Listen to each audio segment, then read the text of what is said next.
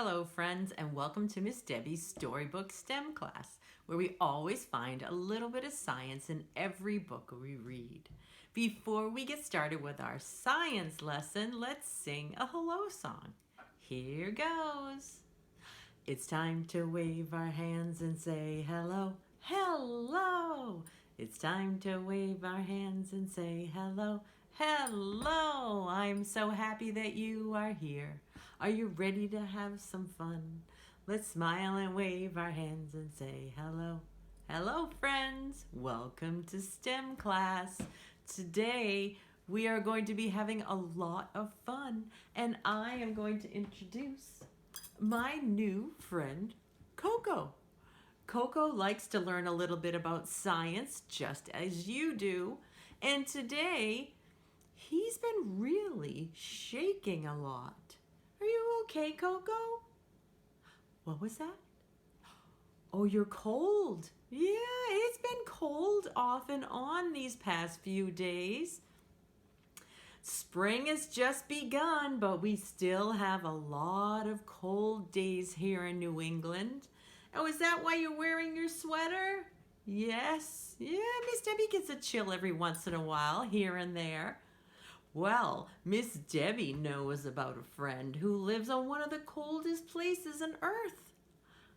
Yes, that's right. I'm going to show you on my globe.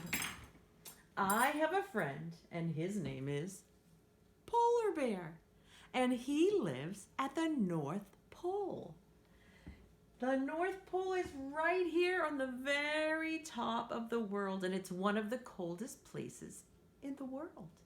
Another cold place that's even colder than the North Pole is the South Pole, right down here. That's where all of our penguin friends live. The polar bear lives at the North Pole. And it's so cold at the North Pole. Exactly today, I think the temperature is minus 15 degrees. So it's about 65 degrees colder than it is here today.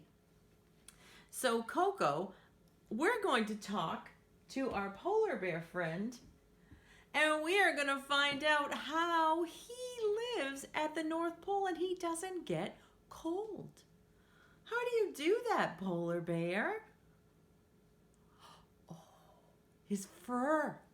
He has really thick fur. Oh, and it keeps the water off. So if he goes in the water, he doesn't need a towel to dry himself off. The water just drips right off of his fur. One good shake, just like that, and he is dry. What was that? Another thing? Oh, polar bears have blubber. Is blubber like fat, polar bear? Yes, lots of fat. Lots of blubber on their skin to keep them warm in the Arctic weather.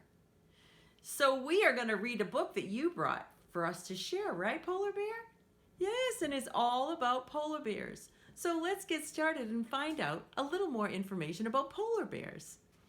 The book we'll be reading today is called Follow the Polar Bears. And this book is written by Sonia Black and illustrated by Tori McCombie. See those polar bears there? Miss Debbie loves polar bears. They're so big and fluffy and white. Oh, look at the mom polar bear with her baby cubs on her back.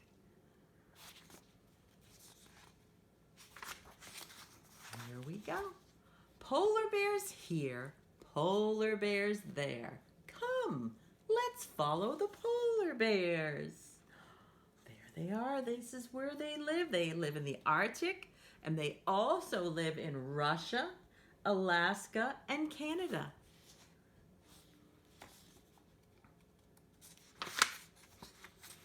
Polar bear is snug inside her den. No food, no friends. Waiting, waiting, waiting. Then finally, her waiting ends. Wonder what she's waiting for. Let's see. Do you have any idea what she could be waiting for? Here comes one cub. Here comes another. Polar bear twins, a sister and a brother. Polar bear cubs, so cute. Mother bear cuddles her baby soft as silk. Cubs huddle and nurse on mom's warm milk. 1 week, 2 weeks, 3 weeks go past. 4, 5, 6 weeks, their eyes are open at last. They're getting bigger. By 7 or 8 weeks, or maybe one more, the cubs stand up and they walk on all fours. Ready, set, they go outdoors. There's so much to learn and so much to explore.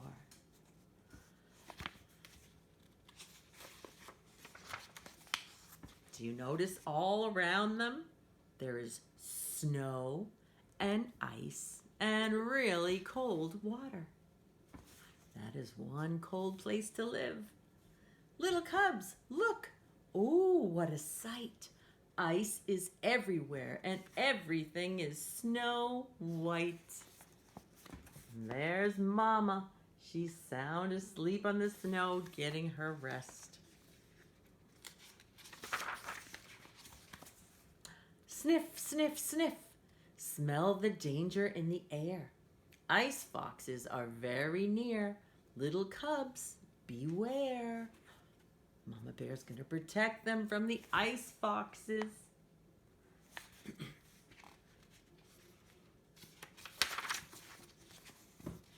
Brrr, freezing winds blow, but no need to worry.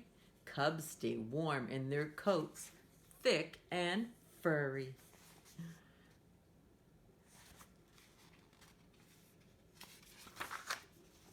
Whoops, be careful, don't tumble, don't slip. Pads on their feet help give a firm grip. They have little pads on their feet. It's just like they're wearing shoes, but they're not. Cubs roll, cubs run, cubs swim and have fun.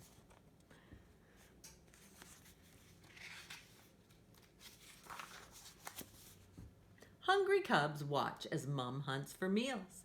Her long, sharp claws catch slippery seals. They are. She's getting some food for herself and her babies. That's what they like to eat. Polar bears' teeth tear, rip, and chew. Walruses and salmon, birds and seaweed too. Ugh. Miss Debbie doesn't like to eat any of those, but they sure do. Once small cubs, now they're all grown. Look how big they are now. It's time to go off and live on their own. Mommy's taught them well. Polar bears, each finds a mate. Soon there's something to celebrate. Polar bears here, polar bears there. New polar bear cubs are everywhere. The end. Well, I hope you enjoyed that book and we learned a little something new about the wonderful world of polar bears. Now, Miss Debbie is going to set up some fun STEM activities to learn a little bit more about the Arctic and the cold world that the polar bears live in. Here we go. For the first activity, we are going to test icy water with our bare hand to see what it would feel like to swim in the icy cold water where the polar bears live. So what you're going to need for this is a bowl of water and some ice cubes to make it super cold. So I'm going to add some ice cubes in here. What you're also going to need is a latex glove or some other type of glove if you're allergic to latex, Or you can use some Ziploc baggies. Either way, you're going to need one Ziploc baggie, and then you can use another Ziploc baggie or a latex glove. So there is our icy cold water. And then I have my gloves here. And I'm going to use some Crisco shortening. This is very close to the blubber that a polar bear has underneath its fur. So you're going to need some Crisco. You can use Vaseline, but I don't think it works near as well as the Crisco does. So what you're going to do is take your Ziploc baggie and you are going to fill it with some Crisco. And I think the best way to do that is to put a glove on. And you can use your glove to get the extra Crisco off, just like that. You don't have to worry about getting it on your fingers. And we're gonna put a pretty good amount in here because we want it to cover your hand on both sides. So I'm gonna smush it down a little bit so it fills the whole bag. And I'm gonna use a glove, but if you don't have a glove, you could put your hand inside the plastic bag like this, and then you are going to stick the whole bag inside of here. So I'll show you how to do that in just a minute, but the first step, what we're going to do is pretend that we are in the Arctic and we're getting ready to jump into the icy cold water that the polar bear has to swim in every single day to catch his food. We're gonna put it in on the count of 3, and you're gonna see how long you can put your hand in there and hold it in there until it starts to really hurt. Because icy cold water can really hurt if your body is not made to adapt to that kind of cold. So here I go. 1, 2, 3. Wow, that water's very cold. It's already uncomfortable for Miss Debbie. But I'm gonna see how long I can keep it in there for. Yeah, I don't like that. That's very cold and it hurts. It starts to hurt your hand. So that's what I want you to do. I want you to put your hand in there, that icy cold water, and see how long it can last. Now what I'm gonna do is take my hand and I'm gonna stick it inside of my Crisco shortening. See, it's covering both sides. And now I'm going to put it in the water and see if it feels any different. I don't even feel the cold water. Wow, that's crazy. That would be fun to be a polar bear for a day. To be able to swim in the icy cold water and see all of those icebergs all around you and snowy hills. Miss Debbie's hand is still warm. It doesn't even bother my hand. I think I could keep it in there for a really long time. So Miss Debbie wants you to have fun experimenting with your blubber glove and pretending that you are a polar bear and doing our experiment to see what it feels like to be a polar bear and swim in the icy cold water. Okay, another activity that we are going to do is to find things that are 4 inches long or 4 inches wide, because the amount of blubber on a polar bear is approximately 4 inches thick all around their body. So if Miss Debbie had 4 inches of blubber, this is 4 inches from here to here. That would mean I would have that much fat sticking out above my skin and under my fur to keep me warm in the icy cold water. So I want you to either take a measuring tape or a ruler or a popsicle stick that you think may be about this long, and see how many things you can find that are 4 inches. Miss Debbie's found a couple things here. My son's game case is 4 inches wide. I think I found this box is 4 inches wide too. Let me see, was this one? Nope, this is only 3 inches. Maybe it's 4 this way. Oh, it's almost 4. It's actually with the top, it's about 4.5. But I want you to have fun and go on a little scavenger hunt and see how many things you can find that are 4 inches thick, just like the polar bear's blubber. Okay, for our last activity, you are going to need a piece of paper, any kind. Even if you have a coloring sheet of any type of picture, you can use that as well.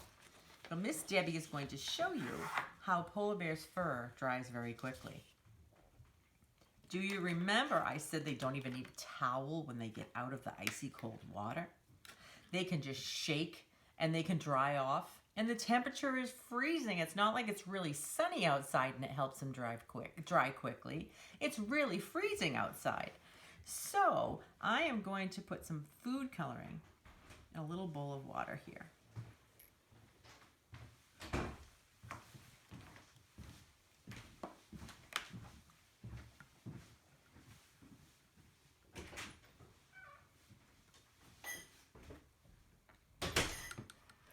Then I have a dropper or medicine dropper.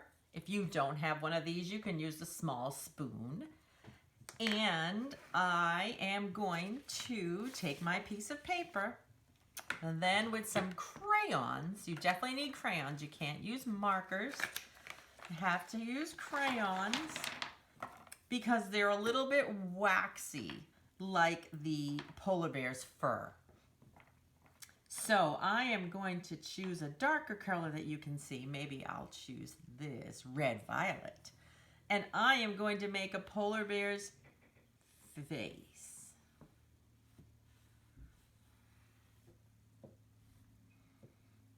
Try to at least. And I am going to just color it in. And hold it down hard. Your crayon might break because you're holding down so hard, but we want to have nice, thick crayon on your paper. Miss Debbie's pushing down so hard, I'm getting the crease of my table in there. I'll put that down right there.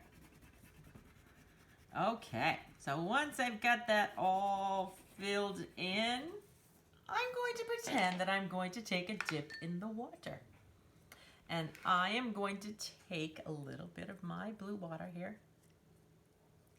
And I'm going to drop it onto my paper. I'm going to move it here so you can see it a little bit better. And if the paper drinks up the water, then that means my experiment did not work. Because polar bear's fur lets the water fall right off. The water rolls right off its fur and it doesn't drink up the water. So let's see if this water stays on top of the crayon. Here we go. It did. See? That's what happens when a polar bear swims in the icy cold water and he gets out. The water just falls right off. Same thing, see? It's just gonna fall right off. Water is falling like a little ball on top of this waxy surface. So that would be fun to experiment with that at home so that you can understand how a polar bear sheds the water off of his fur so quickly. Thank you so much for joining me today, reading a book about polar bears and doing some fun STEM activities to learn about the cold world that polar bears live in. Until I see you again next week, my friends, stay happy and healthy. Bye.